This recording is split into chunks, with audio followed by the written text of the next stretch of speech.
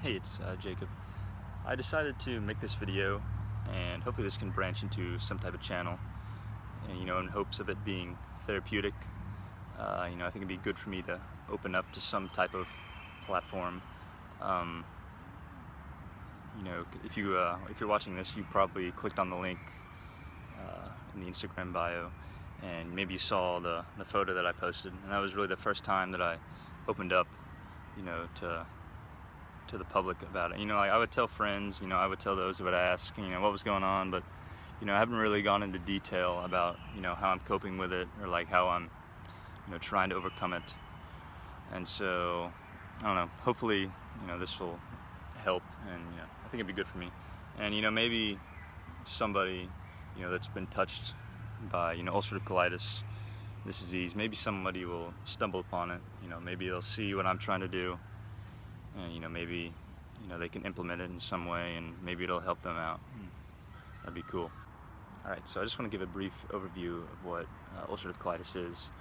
It is categorized as inflammatory bowel disease.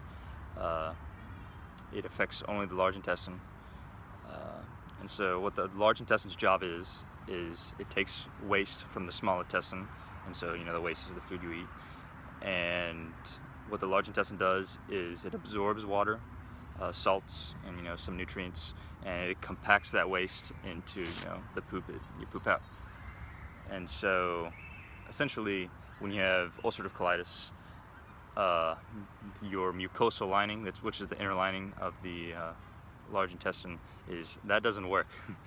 It's bleeding, it's ulcerated, it's all screwed up, and so basically that bodily function of absorbing the water, the salts, the nutrients, that isn't working at all. And so we can go into symptoms and whatnot later, but and you see it starts in the rectum. So your anus is where your poop comes out, and your rectum is where you hold the poop, and so it starts there. That's where the inflammation starts, and so it spreads over time throughout the colon. And so for my case, I have pancolitis, so by the time I was diagnosed, it spread through my entire colon. And it starts in the rectum, and it goes up to the sigmoid, up through the descending, across the transverse, and down the ascending colon. And so that's what I have. And so I guess I'll go into my story as to like when I started having symptoms, and how like things have gone for me like since I've been diagnosed. So it was around April. I was right in the middle of baseball season, and they say that like stress and like other life factors may attribute to the disease, but I mean, things were going pretty well for me. I was right in the middle of baseball season. I was about to graduate in a month or two, and things were going well. I mean, maybe I was dealing with some stress from trying to perform well for baseball, but I mean, that wasn't anything new. So anyways, yeah, around mid-April, maybe early mid-April, I started having blood in my stool, and like it wasn't painful or anything. I mean, my stools were still formed. I didn't really think much about it. I didn't think it was that big of a deal. I mean, that was my first mistake, and I just kind of went about things, and I didn't really change anything. I just, I didn't want to. I don't know. I didn't want to make that a big thing, because when I had some cool things about to happen, I had my last summer before college, and wanted to have fun, and finishing a baseball season, really wanted to play well and do well in that. And so I just went about things, and then over time the stools got more and more bloody, but I wasn't having any pain. Like, I was still able to pass form stools pretty well. And so we're about in July, and here's the thing, like, I hadn't really told my parents about it, which is another mistake. So I didn't tell my parents, and we're about to go on a trip to Canada, and you know, I'm starting to have some pain, you know, passing the stools. And so like I tell them, you know, a couple days before the trip, I'm like, hey, you know, I'm starting to have, you know, I've been having blood in my stool, and you know, it's kind of hurts, you know, kind of hurts now, but it's not too bad. And so, and my parents were like, oh, great. And so they were like, well, because we'd already planned out the trip to Canada, you know, it was all set up. They're like, well, you know, if you're not doing too bad right now, then, you know, we'll go see a doctor right when we get back, and, you know, hopefully you do okay in Canada. I was like, okay. And so we go to Canada, and, you know, shortly after arriving, I just crap out. Like I was going to the bathroom like every other hour. It was like, and like I couldn't pass anything. It was basically just all blood, and it was painful. And like I was just in bed. You know, I mean, there were a couple times when we were able to go outside, walk around. But like when we were just at the condo, I was just in bed most of the time. And so it wasn't fun. And so we decided that it'd be best for me to see somebody back home, a gastroenterologist back home. And so we leave the trip early, we fly home. Oh, let me tell you, at the airport in Calgary, airport security, it's like 6 o'clock in the morning, and airport security, the line was awful. And I just remember, you know, standing there, you know, just trying to hold myself up. You know, I was in a ton of pain, and it was just the longest hour of my life, just trying to stand there. You know, like I had to go to the bathroom, but like I knew if I'd just gone to the bathroom, then it just would have been straight up blood, and it wouldn't have gone well. So I just remember having to sit down on my butt, like in the airport security line, and you know, because whenever I sat down, it would bring me some type of relief, and hopefully, you know, I didn't poop my pants. And so we were able to get home, and I was able to see a GI doctor pretty quick. And then I was able to get a colonoscopy, and he confirmed that I had ulcerative colitis all throughout my colon. And you know, I was waking up from anesthesia, and he was like, yeah, this is a, you know, lifelong thing, you know, but you can take medications, and you know, you should be okay. I was like, okay. And so I remember taking the first medications. It was Lialda and Ulcerative, and I just remember like the first stool I had passed, like after the colonoscopy, was like really nice. It like didn't have any blood, and it was so relieving. And I was like, oh yes, this is great. I can go to college and not have to worry about anything now. And so yeah, and then like a month goes by, and you know, by then I just moved into college, and you know, things were happening, you know, classes starting.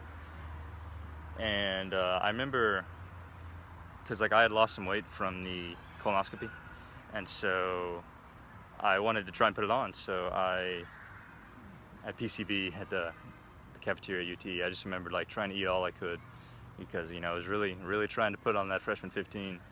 And I just remember like for the next couple months, like I was still taking all my meds, but the next couple months I started losing like a ton of weight, and like I couldn't figure it out. And I was like, why am I, like I'm consuming all these calories, but you know, I'm losing a ton of weight. And I remember I started having joint pain. I remember started having a lot of cramps in my hands and my feet and my legs. And like I was drinking a ton of water. I was probably drinking, you know, 100 milliliters a day. I just couldn't figure it out, and so I just kept losing weight, and just wasn't feeling good. And so that's when I adopted, you know, a new diet. I tried adopting the self-healing colitis and Crohn's vegan diet by Dr. David Klein. I'll go into that maybe on another video. And so essentially I was just eating, you know, fruits, vegetables, and that was it, in an attempt to get better. And you know, and looking back, I think I did get better because of it, but you know, it wasn't easy. I had to move out of my dormitory into an apartment, because you know, I had to start making my own meals. And so And so basically I did that from about October, or maybe it was November, November to February, to March, yeah, to March. And you know, all throughout that time, you know, like I was getting better, but I was like still on the medications, and but I was like still having like symptoms. Like I would still have cramps. Uh, you know, I would have a lot of constipation, you know, a lot of bloating, and so I mean, I was doing okay. Like I wasn't really having any blood or anything, you know, but you know, it was definitely like my life was revolving around, you know, trying to get better. And I could definitely see it impacting my social life too, because you know, I really couldn't do a lot of things I wanted to do. Like I couldn't go out, I couldn't, you know, have a drink, you know, I couldn't really exercise, because you know, the exercise for me was just trying to get to class. And so yeah, so you know, I'm chugging along, and then March hits, and by the time I went back to school in January, I was trying to get off one of the drugs, Ulcerative, and I tried to taper off that as best as I could, and then I tried getting off the Lialda. Like I started bumping that down, and then I just remember, you know, in March I had a really bad flare, and I basically crapped out. And so I started having all these symptoms again. I started having blood, I started having all this pain. Yeah, like it was pretty bad. Like I remember walking from my engineering classes, and you know, I just couldn't walk back to my apartment, so I would have to find the nearest bus stop, campus, or the nearest the T, that's what it was called, the nearest bus stop, and I would have to sit down on the ground like I did in the airport, you know, in hopes of, you know, not pooping my pants, or you know, and plus, you know, it was kind of hard to stand, you know, you struggle on the bus, and then you wait till you stop to get to Lower Hall. That's where I was staying, and yeah, and then I would just get in the elevator, open the door to my apartment, just plop on the bed, and try and sleep it off, or you know.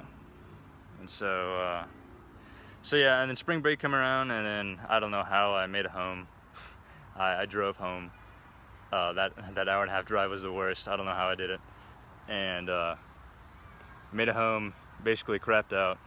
And the thing is, like, I was still trying to do homework, and like I just remember, like, every 30 minutes, like I was doing calculus, or if I was doing statics homework, and I just remember every 30 minutes, like, my stomach would be killing me, and you know, I have to go to the bathroom, and I couldn't focus. It was just awful. And so, and like the thing is, by now I had bumped up all my medications back to the maximum dosage, and so and I was still, you know, having all these symptoms, and so I decided it was best for me to drop out of school, because there was no way I was going to be able to go back to UT right after spring break and, you know, expect to do well in my classes. So I dropped out of school and decided to that was the best option, and it definitely was by far. And and after that, I, you know, just, you know, committed that time to try and get better. I didn't really take any new medications. I was still on the Ulcerative and the Lialda max dosage, and you know, over time I got better. Like, they kicked back in. You know, things were okay for like a month or two, and so here we are in June. Yeah, it's June now, and I'm starting to taper back off the Ulcerative, because you're only supposed to be on it for, you know, a few months. And so, and right when I started tapering off, like, I started having symptoms again, and I went into another really bad flare, and so and I was like, oh crap, you know, I mean, I just, you know, I'm trying the best I can, you know, with the meds, and so yeah, and just things weren't going well, and so I got put on some new medication, some higher dosage steroids, stronger steroids, and those worked. They're working pretty well, but I'm really battling some side effects right now. But you know, it's helped my digestion a lot, and so yeah, so that's where I'm at right now. You know, I'm not doing great, but you know, some days are good, some days are bad. Like today's a pretty good day. You know, I can come out here, I can film this, or I can, you know, record this video, and you know, it's nice out. I can walk up this hill, I can walk down the hill, I can drive home. I mean, that's great. But you know, some days are bad, and you know, and like your mind's on the right place, and you know, that could just be, you know, could be a side effect from the prednisone or the steroid I'm taking, or it just could be, you know, just from trying to cope with, you know, this disease. And so yeah, I mean, I'm pretty grateful to be out here right now, because I know, you know, this time next month or 2 months from now, I could be back in bed, you know, holding on as best I can. But I mean, I would say that, like, during those tough times, like, it isn't living, it's existing. And then if you're watching this, you're thinking, oh shit, Jacob, I mean, that's kind of serious. You should probably go talk to someone about that. But like, I just want to reassure you guys that, you know, I'm passionate about getting better. And, you know, if I can get better, like, I want to, you know, potentially extend a hand and help others, you know, that have what I have. But yeah, it's a pretty long video, so I'll probably stop it.